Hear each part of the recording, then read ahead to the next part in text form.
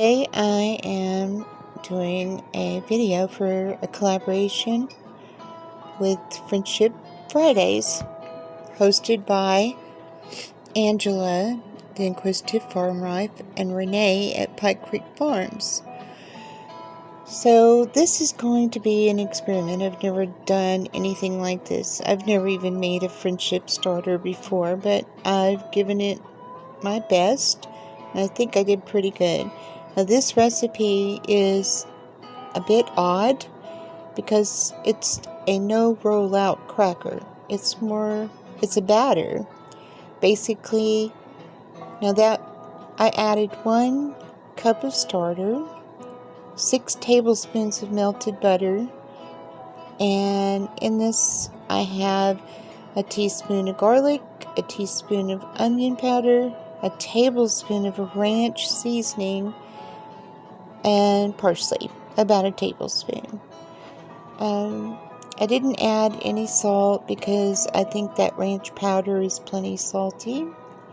So we are going to just see how this works out. I watched the Zimmermans to see how she made hers, and this is exactly what she did. Not with the seasonings. This is my experiment. I don't have any idea how this was going to turn out, but I'm not really good at rolling things out. It's just not I have trouble with pie crust. I have trouble with all of that. I don't even roll out my biscuits. I just press them with my hands. But this seemed very interesting, to get a nice, thin, crispy, yummy cracker. So you pour the batter out. I'm sorry, my kitty has decided to sit on my neck. You pour the batter onto the parchment paper. A Silpat would be much more ideal because, as you'll see, I had a little problem getting this to even out well. So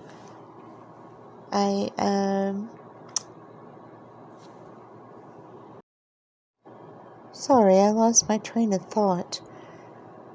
Basically, I'm just trying to get this to go to all the corners. See how I'm tilting it. It was not hard. It's just this. I should have cut down my parchment paper where it would be flatter, and as you'll see in a few minutes, that's exactly what I ended up doing. Getting this to spread out normally without the heaviest part being in the middle.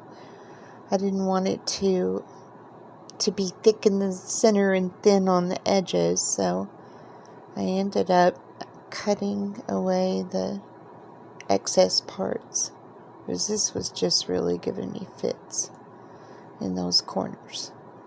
So there we go.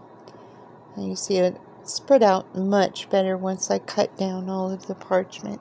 This goes into a 350-degree oven, and we're going to basically par cook it for about 10 minutes. So set your timer for 10 minutes and kind of keep an eye on it. Everyone's ovens are different. Meanwhile, I thought I would show you my sourdough. No, I'm sorry, not sourdough. My friendship starter. And it's so active. Even discarding. I think I'm going to put this in the refrigerator and save it for a few days until I decide. Today was my day 11. And, oh yes, I also wanted to show you this. I won this on Ginger's website, I'm sorry, on a live that Ginger did, and Jessie provided the prize. It was to guess how many piglets would be born. Now this is my bacon press that I've had for probably 25 or 30 years. It's so cute and it works great. It's just small, and the larger one is so ideal. It's great for burgers and stick it on top of a steak. It's really awesome also for the bacon, obviously.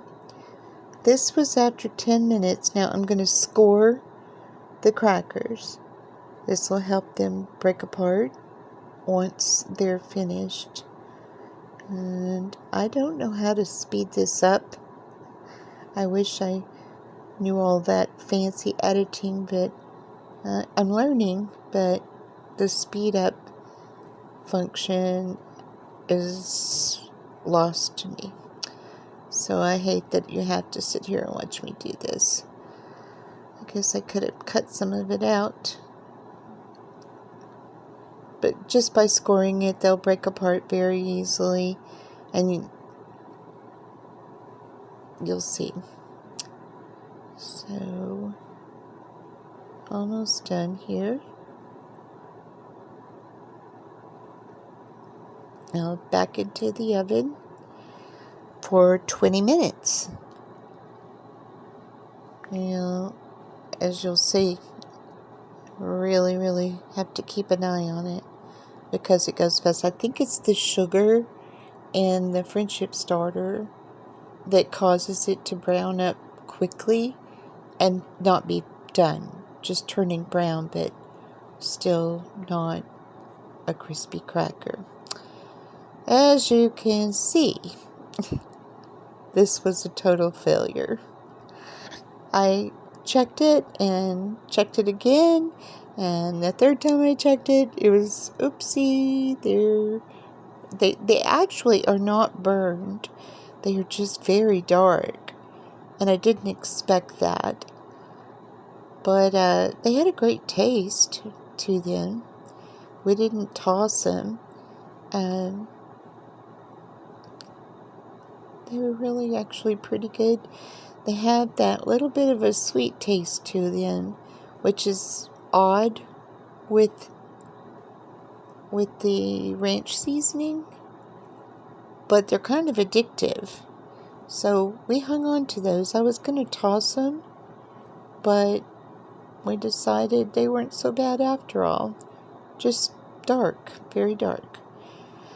I put the rest of these back into the oven for about another 5 or 6 minutes, just really keeping an eye on them. And I did lower the temperature to 250 instead of 350, and gave them a chance to not brown as quickly, and it seemed to work a little better.